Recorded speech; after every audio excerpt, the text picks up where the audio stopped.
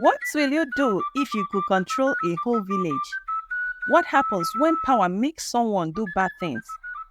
As I tell you the story of Olisa, the shoemaker, who made a deal with something very dark, you will find out what happens next and the scary things that come with it. Get ready because this is a story where bravery is tested, friendships are broken, and it is hard to tell what's right and what's wrong. Are you ready to hear how one man's greed almost destroyed a whole village? Let's dive into the evil shoemaker and see if you can handle the surprises and lessons that are coming.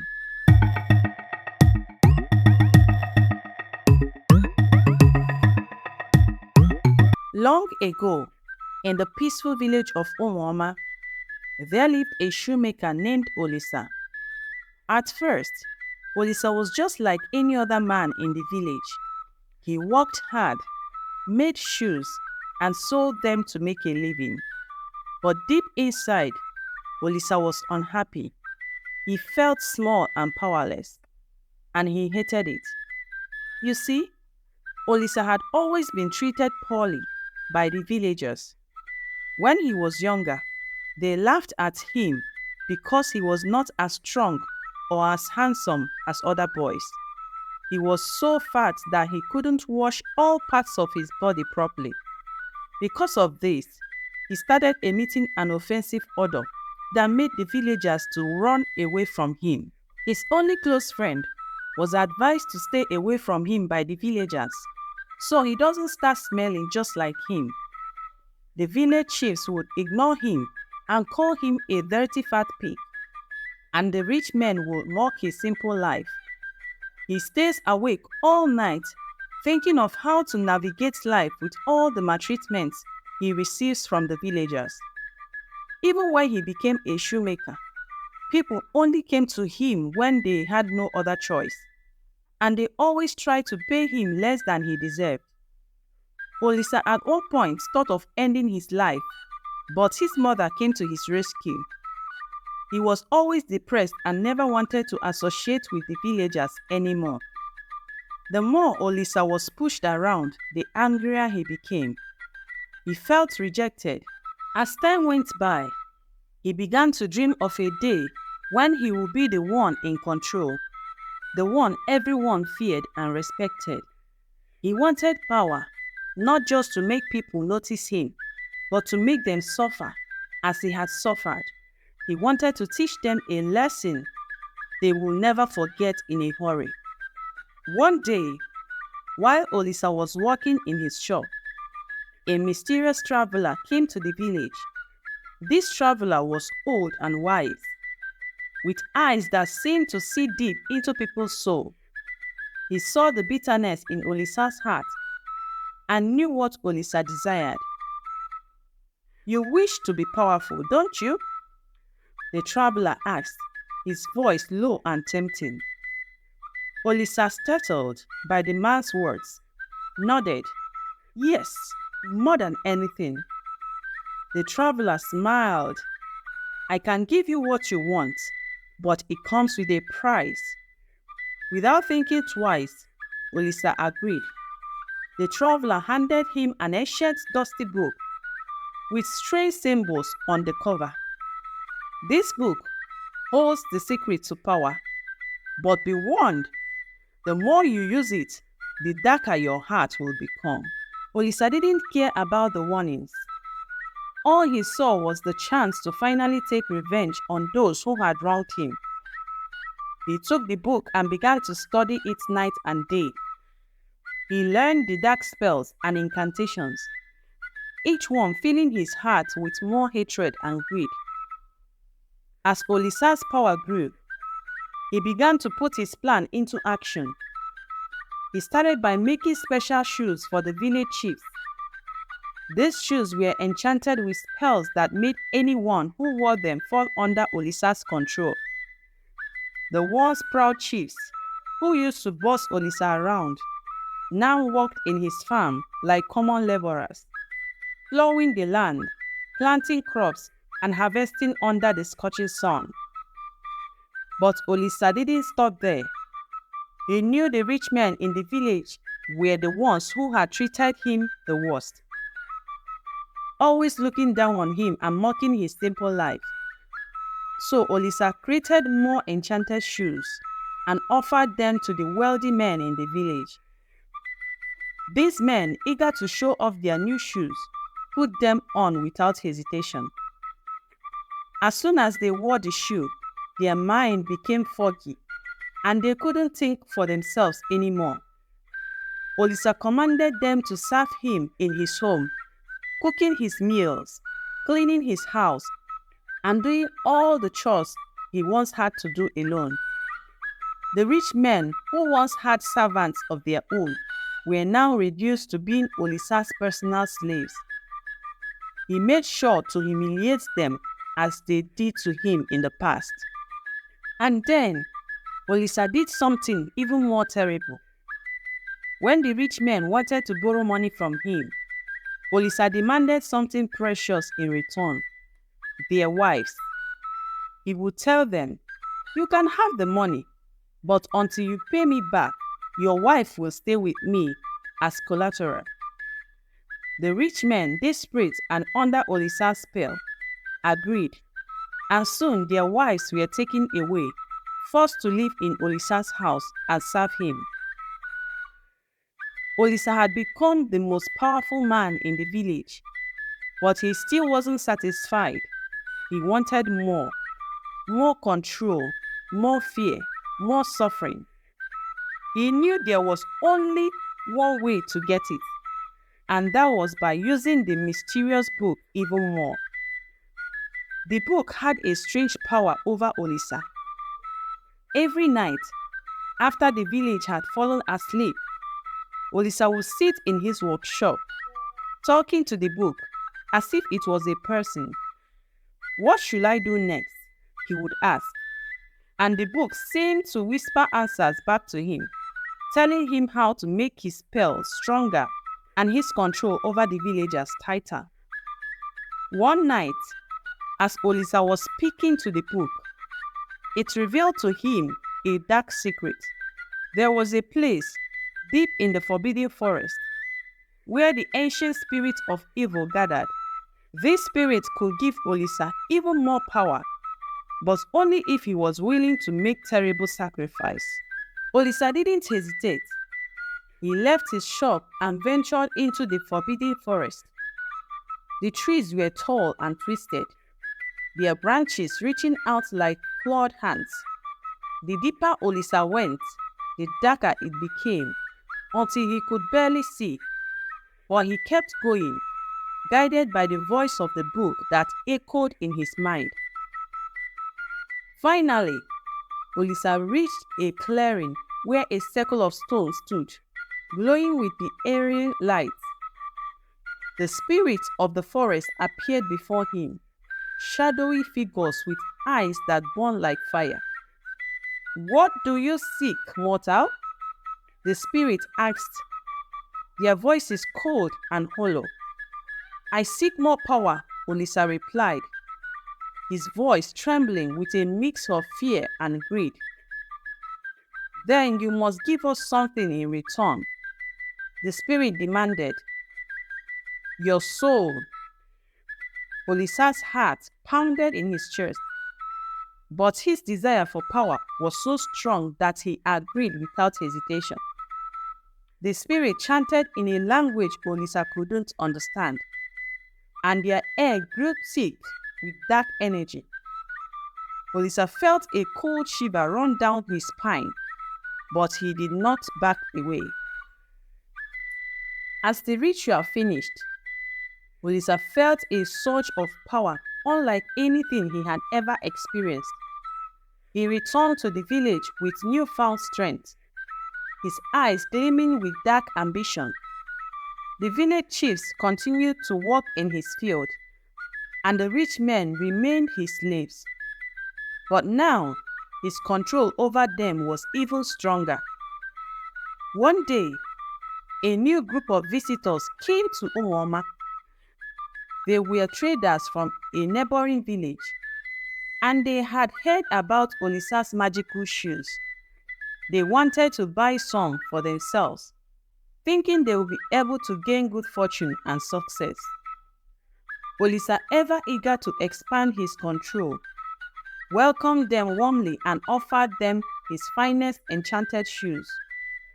The traders, unaware of the danger, eagerly put on the shoes. As soon as they did, Olisa commanded them to hand over their goods and money, promising to return them once they had served him. The traders, now under Olisa's spell, had no choice but to comply. They handed over their goods and left the village, not knowing that their precious items will be used to strengthen Olisa's power even further. Olisa was growing richer and more influential by the day. But as his power grew, so did his cruelty. He began to use his magic for more sinister purposes. He would summon the villagers to his house, where he made them perform ridiculous and humiliating tasks. He enjoyed watching them suffer, feeling that it was his way of getting back at them for all the years he had been treated poorly. Yet, amidst all the power and cruelty, Olisa began to feel a strange emptiness inside him. He had achieved everything he had ever wanted, but the joy he had imagined was nowhere to be found. The more he used the book and the spells, the darker his heart became, and the more isolated he felt from everyone around him. The villagers who had once feared Olisa were now desperate. They talked in whispers, trying to find a way to free themselves from his control. They knew they had to do something, but they were afraid of Olisa's power and didn't know how to fight against it. Meanwhile, Olisa continued to use the book to make himself even more powerful. He took every opportunity to show off his control over the villagers, throwing lavish parties where he invited the village leaders and rich influential men of the community who had once looked down on him. They were now his guests, but they served him as servants, their dignity stripped away. Despite all the riches and power, Olisa found himself growing more paranoid. He began to suspect that someone might try to challenge him or expose his secrets. His once trusted servants were now watched with suspicion, and he kept the book close, never letting it out of his sight. One night, Olisa overheard the children of the village talking about him. They were brave and clever, and they had started to notice how unhappy their parents and elders were. They knew something had to be done and began to secretly investigate Olisa's activity. The children followed Olisa to his workshop, where they saw him with the book, chanting spells and giving orders to his enchanted shoes. They were horrified but also determined to help their village. Ada, the bravest of the children, knew that the book was the key to breaking Olisa's control. As Olisa continued to use the book's power, the spirits in the forbidden forest began to notice his growing darkness. They watched him from afar, growing angry that someone had used their gift for such evil purposes. The spirits decided that they had to intervene before Olisa's greed and cruelty causes more harm. The spirits appeared to Ada in a dream, telling her that she had to act quickly to save her village. They revealed that Olisa's power could be broken by destroying the book, but she would need to be very careful and brave. Ada shared this information with the other children, and they began to plan their next move.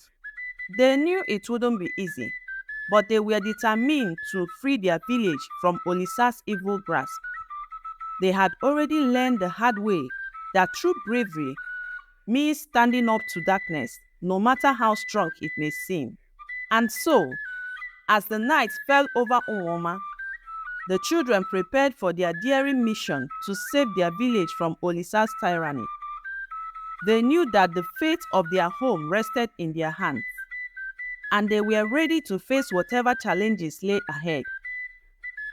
As the moon hung high in the night sky, the village of Umwama was eerily quiet. The children, led by brave Ada, gathered outside Olisa's workshop, their hearts pounding in their chests, but they knew they had no choice. The villagers were depending on them to break Olisa's curse. Ada carefully pushed open the door to the workshop. The wooden door creaked, and the children froze, fearing they had been heard. But Olisa was deep in his chanting, his back turned to them, completely unaware of their presence. The mysterious book lay open on the table, its pages glowing with a dark, pulsing light. Ada knew this was their chance. She signaled to the other children, and they quietly tiptoed into the room. As they approached the book, Ada felt a strange chill in the air. The book seemed to sense their presence, and the dark energy around it began to swirl. Olisa's chanting grew louder, and the children knew they had to act fast. With trembling hands, Ada reached for the book. But just as her fingers touched the cover, Olisa spun around, his eyes blazing with fury. "What are you doing here?" he roared, his voice echoing through the room. The children backed away in fear, but Ada stood her ground. "We are here to stop you, Olisa," she said, her voice steady, despite the fear gripping her heart. "You have hurt the village long enough. We won't let you continue." Olisa laughed. "You think you can stop me? I am the most powerful man in this village. I have the book, the spells, the spirit at my command." But as Olisa spoke, the dark energy around the book began to shift.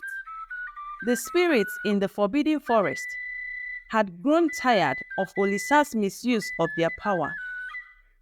They had given him a gift, and he had twisted it for his own selfish desires. Now they would take back what was theirs. Suddenly, the book's pages began to tear themselves apart. The dark light that once filled the room turned into a blinding white flash. Olisa screamed, trying to hold onto his power, but it was too late. The spirits had reclaimed their magic, and with all the power Olisa had stolen from the villagers. The room shook as the last of the book's pages crumbled into dust. Olisa, once so powerful and feared, was now just a shadow of his former self. The enchantments on the villagers were broken, and they began to return to their senses. The servants started running back to their houses, while the women screamed in fear of what they have gotten themselves into. They took off also and ran to their various houses, free at last from Olisa's cruel control. Olisa fell to his knees, the weight of his action crashing down on him. He had lost everything: his power, his riches, and his controls.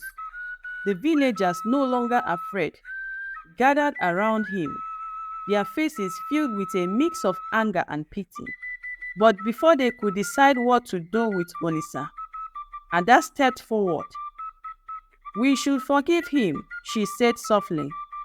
"He has lost everything, and that is punishment enough. Let him live with the knowledge of the harm he had caused and the pain he brought upon himself." The villagers, moved by Ada's wisdom, agreed. They turned their backs on Olisa, leaving him alone in the ruins of his workshop. No one would listen to him or follow him again. He had betrayed their trust, and now he would spend the rest of his life as an outcast. As for the children, they were hailed as heroes. The villagers thanked them for their bravery and quick thinking, and the village of Onwama returned to its peaceful way. The once fearful and oppressed people learned an important lesson about the dangers of greed, power, and the importance of standing up to evil, no matter how strong it seems. The story of Olisa the shoemaker spread far and wide, serving as a warning to all who will let their hearts be consumed by darkness. The moral of this story became clear to everyone. True power doesn't come from controlling others, but from kindness, humility, and the courage to do what is right. When we let greed and bitterness rule our hearts, we lose sight of what really matters. And in the end, we only hurt ourselves. And so, the villagers of Owoma lived in peace, always remembering the lessons they learned from the evil shoemaker, Olisa.